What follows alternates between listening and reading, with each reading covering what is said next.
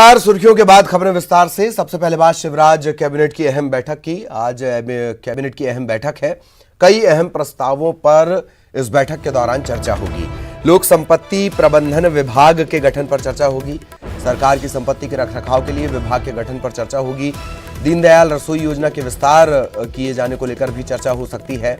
राज्य निर्वाचन आयोग में अतिरिक्त पदों के गठन के प्रस्ताव पर, इसके अलावा अफोर्डेबल हाउसिंग में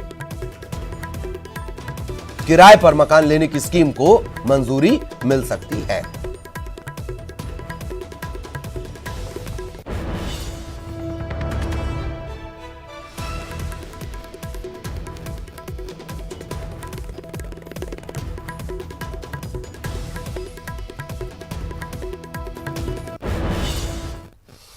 और उपचुनाव के रण में उतरेगी शिवराज सिंधिया की जोड़ी। सीएम के साथ मौजूद रह सकते हैं ज्योतिरादित्य सिंधिया। 9 से 14 सितंबर तक सीएम शिवराज का दौरा है। 1600 करोड़ के कामों का वो भूमि पूजन करेंगे, सौगात देंगे। 1000 करोड़ के कार्यों का लोकार्पण होना है। 9 सितंबर को आगरमालवा और हाट पिपलिया का वो दौरा करेंगे। 10 सितंबर को दिमनी, अंबाह, महगांव का दौरा करेंगे। दिमनी में 71 करोड़ का भूमि पूजन होना है। दिमनी में ही 22 करोड़ के कार्यों का लोकार्पण भी होना है। मुरैना के अंबाह में 62 करोड़ के कार्यों का भूमि पूजन होना है। अंबाह में 21 करोड़ के कार्यों का लोकार्पण होना है। महगांव में 204 करोड़ के कार्यों का भूमि पूजन, 7 करोड़ के कार्यों का लोकार्पण होना है। 11 सितंबर को डबरा, भांडेर और पोहरी का दौरा रहेगा। पोहरी में 279 करोड़ के कार्यों का भूमि पूजन होगा और 10 करोड़ के कार्यों का लोकार्पण होगा। दतिया के भांडेर में 43 करोड़ के कार्यों का भूमि पूजन, 17 करोड़ के कार्यों का लोकार्पण।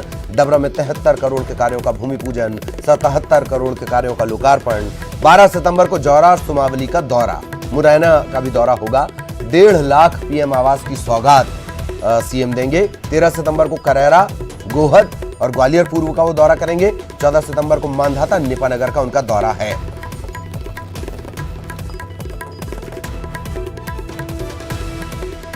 सहयोगी शरद इस वक्त हमारे साथ जुड़े हुए हैं।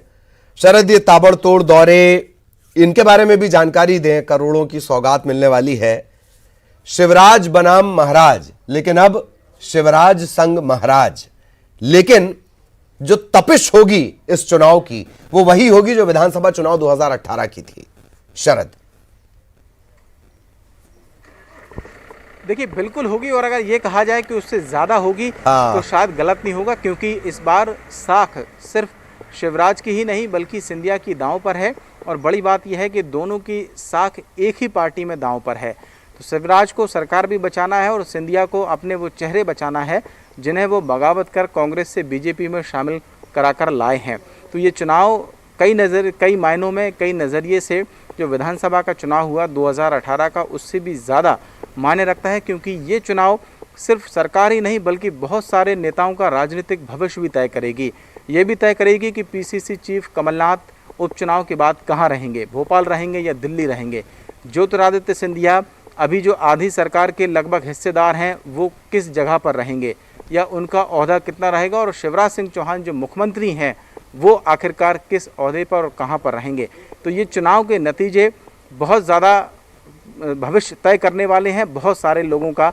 यही वजह है कि जो बात आपने कही कि पहले शिवराज बनाम महाराज था, अब शिवराज संग महाराज हैं। और ये जोड़ी भी अब आपको कल से जो दौरे शुरू होने जा रहे हैं मुख्यमंत्री शिवराज सिंह चौहान के, उनके साथ में दिखाई भी दे सकती है। हालांकि अधिकृत तौर पर ज्योतिरादित्य सिंधिया का कार्यक्रम अभी जारी नहीं हुआ है, लेकिन जो हमारे सूत्र बता रहे हैं उसके मुताबिक मुख्यमंत्री आपने कुछ याद दिला दिया शरद कि बहुत तेजी से ज्योतिरादित्य सिंधिया उस कार्यशैली को अडॉप्ट कर रहे हैं जिसमें भाजपा रची बसी है। मसलन नागपुर जाकर उन्हें देशभक्ति की भावना का एहसास भी अभी कुछ दिनों पहले हुआ। बधाइयाँ भी वो देते रहते हैं। इतने व्यस्ततम महामारी काल में, जैसे गोयल साहब हैं या तमाम लोग हैं, बड़े बड़े नेता मंत्री, वो बधाइयाँ ज़रूर दे देते हैं। तो आजकल ज्योतिरादित्य सिंधिया भी ट्विटर पे बधाइयाँ ज़रूर दे देते हैं, फलां का जन्मदिन है, फलां का जन्मदिन है। मतलब कार्यशैली को बहुत अच्छा अडॉप्ट कर रहे हैं। और करना भी चाहिए। बड़ी बात तो यही है कि आप किसी भी पार्टी में रहें, अगर आप रहना पसंद करते हैं, यानी कि आपने फैसला कर लिया है कि IPL की तरह बहुत सारे खिलाड़ी कभी किसी टीम से खेलते हैं, कभी राजस्थान रॉयल्स से खेलते हैं, कभी मुंबई इंडियंस से। उनकी बोली जहां लग जाती है, जिस टीम में वो शामिल हो जाते हैं, फिर वो उसी टीम के लिए खेलते हैं। और ज्योतिरादित्य सिंधिया अब अगर बीजेपी की टीम में शामिल होंगे तो स्वाभाविक सी बात है कि उनके खिलाड़ियों की बधाइयाँ देना या उनके खिलाड़ियों के जन्मदिन को सेलिब्रेट करना, या फिर उनके मुख्यालय जहां से एक कहा ये भी जाता है कि नागपुर असली कंट्रोल आपने क्रिकेट और कंट्रोल रूम तक तो आपने क्रिकेट और कुर्सी को बहुत अच्छा मिक्स किया है। पर खेल में एक टर्म होता है शरद, बहुत कस्बाई टर्म है ये, रोंठाई का फल सोंठाई में जाएगा। तो भाजपा पर ऐसे आरोप लगते रहे हैं। 30 सेकंड प्लीज। बिल्कुल रखते रहे हैं। और ये सारी बातें अब देखना होगा कि कैसे बदलती हैं, क्या कुछ बदलता है राजनीति में, क्योंकि बहुत कुछ तो पहले ही बदल गया है जब ज्योतिरादित्य सिंधिया बीजेपी में शामिल हो गए। लेकिन अब ये कहा जा रहा है कि वो शामिल तो हो गए, क्या चल पाएंगे, क्या अब वो चल पाएंगे कि नहीं चल पाएंगे, ये जो उपचुनाव के नतीजे हैं ये तय कर देगा। और कितनी दूर तक चल पाएंगे ये भी तय कर देगा। जी जी, बने रहिएगा आप शरद हमारे साथ। और भी कुछ अहम बातों पर हम, अहम खबरों को लेकर हम चर्चा करेंगे। और वो है कि सतीश सिकरवार, न्यूज 18 पर एक्सक्लूसिव सतीश सिकरवार ने बातचीत भी की और आज कांग्रेस में वो शामिल होने जा रहे हैं। बीजेपी के नेता सतीश सिकरवार कांग्रेस में शामिल होने से पहले न्यूज 18 से उन्होंने एक्सक्लूसिव बातचीत की और उन्होंने कहा कि जिन सामंतवादी ताकतों के खिलाफ हमने लड़ाई लड़ी, याद करिए ये शब्द और कौन भी कहता था, जयभान सिंह पवैया, आज वो ही पार्टी में शामिल हैं। ये कहना है सिकरवार का। मेरी तरह कई और नेता हैं जो नाराज हैं, वो नेता अभी फैसला नहीं ले पा रहे। सतीश सिकरवार ने ये बातें कही हैं।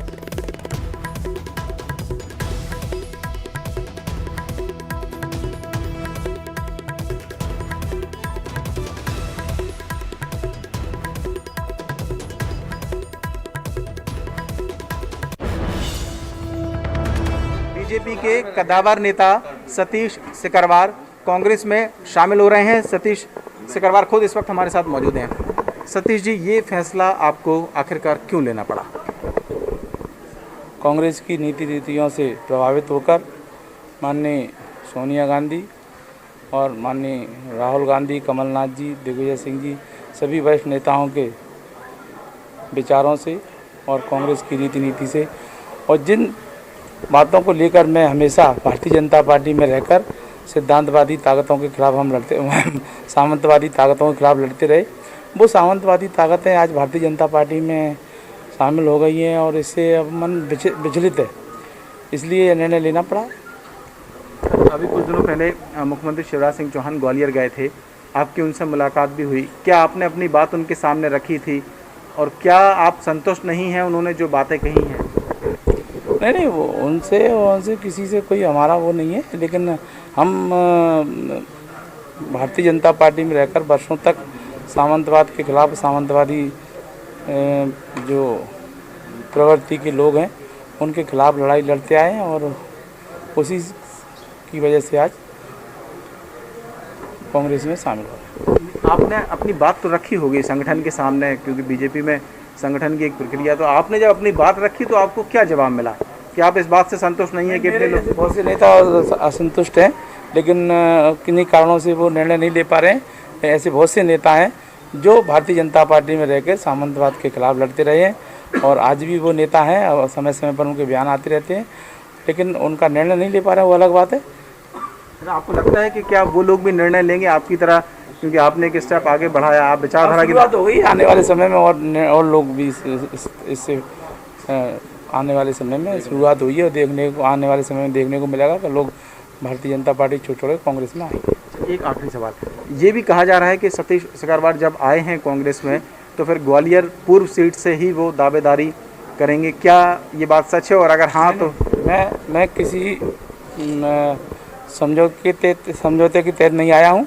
मैं बिना स्वार्थ के आया हूँ, बिना किसी लोभ लालच के आया हूँ और मेरा उद्देश्य ये है कि ग्वालियर में दोनों सीटों पर जहाँ शहर में चुनाव हो रहे हैं वहाँ कांग्रेस पार्टी जीते, इसके लिए मैं सब कार्यकर्ता और मैं सब काम करेंगे।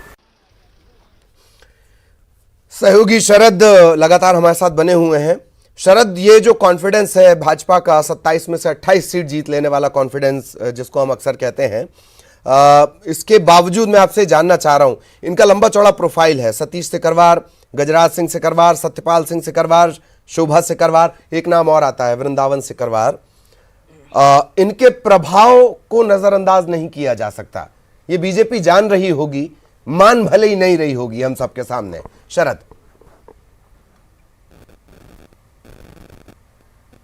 बिल्कुल, देखिए आपने सही कहा है। सतीश सिकरवार कद्दावर नेताओं में है बीजेपी के, और वो अगर कांग्रेस में शामिल हो रहे हैं तो फिर निश्चित तौर पर उपचुनाव से पहले ये बीजेपी के लिए एक तरीके का सेटबैक है। जो बात आपने कही सतीश सिकरवार के बारे में, देखिए ग्वालियर चंबल को मैंने बेहद करीब से देखा है, वहाँ की राजनीति को देखा है। अगर हम कुछ तस्वीरें दिखा पा रहे होंगे तो सतीश सिकरवार के साथ में जितने समर्थक इस वक्त आए हुए हैं और जो गए हैं पीसीसी इस वक्त में यहाँ से निकल के, हम जहाँ मौजूद हैं इस होटल में, उनका एक लंबा चौड़ा गाड़ियों का काफ़िला उनके साथ में चला है। और यही सतीश सिकरवार की वहाँ ग्वालियर में पहचान भी है। हालांकि पिछला जो विधानसभा का चुनाव था वो उन्होंने उन्हीं मुन्नालाल गोयल के खिलाफ में लड़ा था, जो मुन्नालाल गोयल आज बीजेपी में शामिल हो गए हैं। तो विचारधारा की जो बात है वो निश्चित तौर पर सिर्फ सतीश सिकरवार के सामने नहीं है। जो नाम आपने गिनाए, जयभान सिंह पवैया की बात करें, प्रभात झा की बात करें, सतीश सिकरवार ने एक बात बिल्कुल ठीक कही है कि बहुत सारे नेता नाराज़ तो हैं लेकिन वो फैसला नहीं ले पा रहे हैं। शायद वो राजनीति में बहुत आगे तक निकल गए हैं। सतीश सिकरवार के लिए संभावनाएं अभी बहुत खुली हुई हैं, क्योंकि उन्हें सिर्फ अभी एक बार ही उन्होंने जो चुनाव है विधायकी का लड़ा, हालांकि वो किसी वजह से हार गए, और वो अपनी हार की वजह भी कहीं ना कहीं बीजेपी के अंदर की गुटबाजी को ही उन्होंने बताया भी था। मेरा ख्याल है इससे पहले मैं आपको याद दिलाऊं कि आंसू निकल गए थे उनके। शरद, आप हमारे साथ बने रहिएगा, आप अपना सवाल भी ले सकते हैं। भूपेंद्र गुप्ता साहब हमारे साथ जुड़े हुए हैं। भूपेंद्र गुप्ता साहब, सतीश सिकरवार ये आज कांग्रेस ज्वाइन करने जा रहे हैं, तो सबसे पहले तो कितनी मजबूती कांग्रेस के लिए, एक दूसरा क्या ये माना जाए कि उम्मीदवारी उनकी तय है? देखिए, ये तो सतीश जी ने खुद ही आपको स्पष्ट कर दिया है कि वो बिना शर्त कांग्रेस पार्टी में आए हैं और उनका मूल्यांकन कांग्रेस पार्टी निश्चित रूप से करेगी। लेकिन जो आज जो सवाल खड़ा है वो सवाल यही है कि आपको याद हो अपने आखिरी भाषण में जब त्यागपत्र देने कमलनाथ जी जा रहे थे, उन्होंने एक बात स्पष्ट तौर पर कही थी कि कांग्रेस चाहती थी कि कांग्रेस पार्टी महल जो है कांग्रेस पार्टी में सड़क पर उतर कर आए, और महल की कोशिश थी कि पूरी कांग्रेस पार्टी महल में चली जाए। ये जो संघर्ष है, ये जो द्वैत है, इसी द्वैत को रेखांकित कर रहे हैं सतीश सिकरवार जी कि ये द्वैत भारतीय जनता पार्टी के अंदर भी मौजूद है कि लोग जो महल नियंत्रण करना चाहता है राजनीति पर, जनमत पर, जनता की आवाज पर, जनता की सोच पर, उसके लिए छटपटाहट हर पार्टी में है। ऐसा नहीं कि अकेले कांग्रेस के अंदर थी ये, और उसी छटपटाहट के कारण लोग फैसले ले रहे हैं, और वो सब जो जिनके मन में सवाल उठ रहे हैं वो लोग कदम आगे बढ़ा रहे हैं। जी, एक चीज लेकिन जो बार बार नजर आती है भूपेंद्र जी, कि जैसे आपने कहा कि छटपटाहट है दोनों पार्टियों में होती है, कांग्रेस के अंदर जो छटपटा रहे हैं उससे बीजेपी कैश करा ले जाती है। कमोबेश वही नाराजगी बीजेपी में है, पर कांग्रेस में शामिल होने में बड़ी दिक्कतें पेश आती हैं या नहीं हो पाता है। इसकी कोई खास वजह? कांग्रेस के अंदर कोई छटपटाहट नहीं थी। कुछ सौदेबाज लोग थे जो अपनी कीमतें ढूंढ रहे थे, बाजार में उनको मंडी में कीमत मिल गई, चले गए। जो लोग कांग्रेस पार्टी के अंदर हैं प्रलोभन उनके पास भी थे, मगर वो नहीं गए, वो नहीं बिके। तो ये जो चीज है, ये जो है, दोनों में बड़ा अंतर है जी। आज हम किसी का अपहरण नहीं कर रहे हैं, हमने किसी के पीछे गुंडे नहीं लगाए हैं उनकी सुरक्षा करने के लिए, हम किसी को होटलों में ले जाके नहीं ठहरा रहे हैं, लोग स्वेच्छा से आ रहे हैं। ठीक, रजनीश अग्रवाल साहब भी जुड़े हुए हैं, उनसे भी एक रिएक्शन ले लेते हैं, थोड़ी देरी हो गई उन्हें जुड़ने में। सतीश सिकरवार बीजेपी छोड़ कांग्रेस में शामिल हो रहे हैं, रजनीश जी। लोकतंत्र है, संविधान के अधिकार है उनका। उन्होंने भारतीय जनता पार्टी छोड़ के अगर वो कांग्रेस अपना रहे हैं तो उनकी मर्जी है जी, और वो सामंतवाद के खिलाफ कांग्रेस अपना रहे हैं, ये भी उन्होंने कहा। नहीं, ठीक है ना, तो वो तो कुछ ना कुछ तो कहेंगे, कुछ कहने के लिए कुछ कहना तो पड़ेगा ना जी, तर्क भी गढ़ना पड़ेंगे। ये जो कांग्रेस मातम मना रही है पिछले कुछ महीनों से, वैसा मातम मनाने का कोई कारण नहीं है। भारतीय जनता पार्टी कार्यकर्ता आधारित पार्टी है, विचारधारा आधारित पार्टी है, और भारतीय जनता पार्टी इसी के आधार पर, इसी कार्यकर्ता और विचारधारा के आधार पर आगे बढ़ी है, उसी आधार पर आगे बढ़ेगी। हम नेता आधारित पार्टी थोड़ी है। जी, आपने कहा कि कुछ ना कुछ तो कहना पड़ेगा। जो 22 लोग शुरुआत में जिनका हृदय परिवर्तन हुआ, उन्होंने भी कुछ ना कुछ कहा, तो वो कुछ ना कुछ और ये कुछ ना कुछ, इसमें फर्क कैसे है रजनीश जी? कुछ ना कुछ बिल्कुल कुछ ना कुछ जो कहेंगे वो कुछ ना कुछ का अगर तथ्य पूर्वक और तर्क पूर्वक बात करी जाए तो जरूर दें। बिसाहू लाल जी ने राहुल गांधी जी से मुलाकात का जिक्र किया और कमलनाथ जी ने जो हस्त्र किया वो उन्होंने बहुत स्पष्ट मीडिया के सामने कहा। जो राज्यवर्धन दत्तीगांव जी ने कहा, जो एनएल सिंह कसाना जी ने कहा, और जो तमाम दूसरे दीगर नेताओं ने तथ्य पूर्वक तर्क पूर्वक कब कहाँ किससे क्या बात हुई, क्या जिक्र किया, तो मुझे लगता है दोनों में अंतर है ना ललित जी। सतीश सिकरवार भी लंबे अरसे से वो ये कह रहे हैं कि पार्टी में जितनी वैल्यू उन्हें मिलनी चाहिए थी नहीं मिल पा रही है। सतीश सिकरवार हैं, प्रभात झा हैं, जयभान सिंह पवैया हैं। पवैया साहब पहले पता चलता है सब कुछ ठीक ठाक है, फिर अचानक से उनका ट्वीट आ जाता है। रजनीश जी, पवैया साहब, प्रभात झा साहब भारतीय जनता पार्टी के हर एक कार्यकर्ता से कहीं बहुत ज्यादा विचारधारा के प्रति समर्पित हैं, और जो उनके ऊपर सवाल खड़ा करता है मैं उनको मानता हूं कि ये उनका अपमान करने का काम कर रहे हैं। जी जी, भूपेन जी बहुत शॉर्ट में कोई रिएक्शन आपका हो तो प्लीज। भूपेन जी, देखिए ये तो क्या है कि जहाँ पर दमन की राजनीति चलती है वहाँ पर वो यही घुटन को जो है अनुशासन का नाम देते हैं। आज किस पीड़ा से जो है श्री प्रभात झा गुजर रहे हैं या पवैया जी गुजर रहे हैं, रोज रोज उनकी अभिव्यक्ति सार्वजनिक होती है। अब उसको छुपाएं कितने भी, और दूसरा जिसने पैसे लिए हैं, जिसने माल अंटी किया है, वो ये थोड़ी कहेगा कि मैंने माल अंटी किया है। तो वो अपने तर्क तो इसी तरह से गढ़ेगा। जिनने खरीदा है, जिनने जो है माफिया के धन से जो है एक पूरी की पूरी प्रोजेक्ट बनाई है, वो थोड़ी कहेंगे कि हमने जो है माफिया का माल जो है इधर का उधर किया है। प्लीज भूपेन जी, बहुत बहुत शुक्रिया आपका। रजनीश जी, आपका भी बहुत बहुत धन्यवाद। शरद, आपका भी बहुत बहुत शुक्रिया इस जानकारी के साथ हमारे साथ जुड़ने के लिए, दर्शकों से साझा करने के लिए खबर। और यहाँ एक ब्रेक के लिए रुक रहे हैं।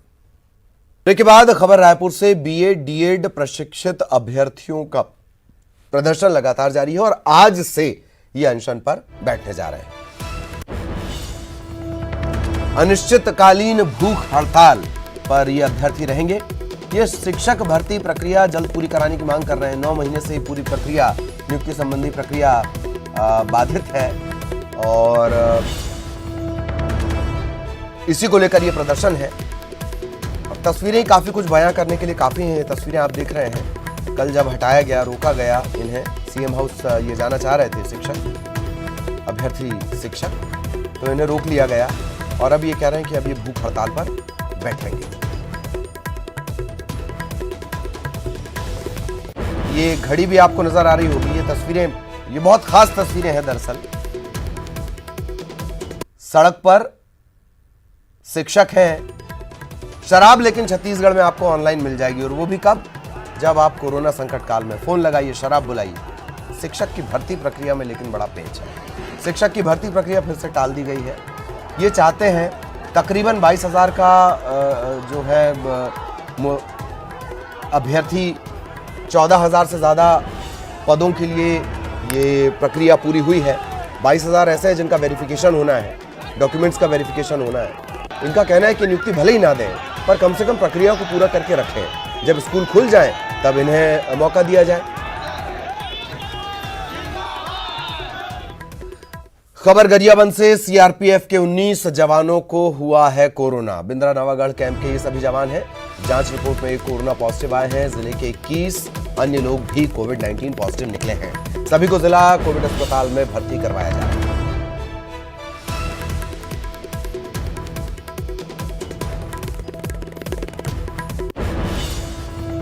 इधर भोपाल में हमीदिया के 9 डॉक्टर्स यानी धरती के भगवान, या कुछ दिनों पहले एक मंत्री की आपने तस्वीर देखी होगी, वो चरण छू रहे हैं डॉक्टर्स के भगवान की तरह। ऐसे 9 डॉक्टर्स को बेड नहीं मिला। कोरोना संक्रमित ये थे, इलाज के लिए इन्हें बेड चाहिए थे। इनका यह भी आरोप है कि हमीदिया प्रबंधन ने अपने परिजनों के लिए कमरों में ताले लगा दिए। 10 घंटे तक ये डॉक्टर इंतजार करते रहे बेड मिलने का। हंगामा करना पड़ा, तब देर रात इन्हें भर्ती किया गया।